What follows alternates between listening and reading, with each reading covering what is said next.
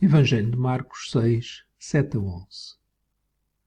Chamou a si os 12 e começou a enviá-los a 2 e 2, e deu-lhes poder sobre os espíritos imundos, e ordenou-lhes que nada tomassem para o caminho, senão somente um bordão, nem alforjes, nem pão, nem dinheiro no cinto, mas que calçassem alparcas e que não vestissem 2 túnicas. E dizia-lhes: na casa em que entrardes, ficai nela, até partires dali. E quando alguns vos não receberem, nem vos ouvirem, saindo dali sacudi o pó que estiver debaixo dos vossos pés, em testemunho contra eles. Em verdade vos digo que haverá mais tolerância no dia do juízo para Sodoma e Gomorra do que para os daquela cidade. Jesus enviou os 12, chamou a si os 12 e começou a enviá-los a 2 e 2, dando-lhes poder sobre os espíritos imundos. Jesus enviou os 2 a 2, provavelmente porque, pela boca de 2 ou 3 testemunhas, seria confirmada qualquer acusação em juízo. É isso que nós lemos no Velho Testamento. No entanto, Jesus não lhes deu orientações específicas de como é que eles iriam expulsar os demónios, mas antes deu-lhes orientações específicas de como deveriam ir e o que lhes ia acontecer. Jesus deu-lhes orientações específicas sobre o que eles deviam levar e o que não deviam levar, onde deviam ficar, e também lhes disse que iriam ser rejeitados. Estes 3 aspectos, o que eles deviam levar e não deviam levar, onde deviam ficar e que seriam rejeitados, mostram claramente Jesus a prepará-los, a ensiná-los sobre a característica mais importante que tem que ter quem vai anunciar o Evangelho. E essa característica é a humildade. E essa humildade eles iam aprender não se considerando superiores às pessoas a quem eles iam ser enviados. Eles iam aprender essa humildade ao não levarem nada para o caminho.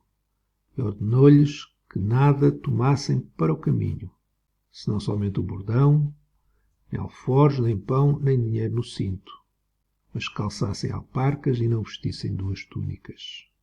Ao dizer para eles não levarem nada para o caminho, Jesus estava a ensiná-los que eles tinham que depender inteiramente dele, e ele ia sustentá-los através daqueles a quem eles iam ser enviados. Ou seja, eles não poderiam ir numa atitude de superioridade, pois pregar o Evangelho não pode ser nunca com superioridade por parte de quem anuncia, pois é tão necessitado de salvação, de ajuda, de graça e de misericórdia aquele que é enviado, como aquele que recebe a mensagem. Mas eles iam também aprender a humildade ao não se acharem senhores das suas vidas. Eles não seriam senhores da sua própria vida, determinando aquilo que deveriam ter e onde eles deveriam estar.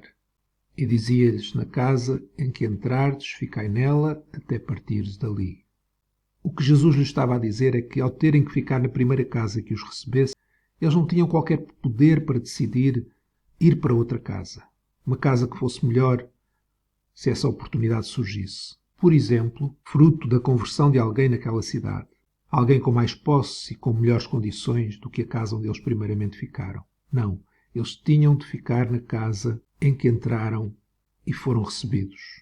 Não tinham poder para decidir e escolher uma casa melhor, caso isso se tornasse possível. Mas eles iam aprender também a humildade, ao não se focarem em si mesmos. Pois se eles ficassem tão absorvidos com eles mesmos, com o desejo de serem aceitos por todos, não seriam capazes de simbolicamente declarar um juízo sobre a cidade que os rejeitasse. E quando alguns vos não receberem, nem vos ouvirem, saindo dali sacudi o pó que estiver debaixo dos vossos pés, em testemunho contra eles.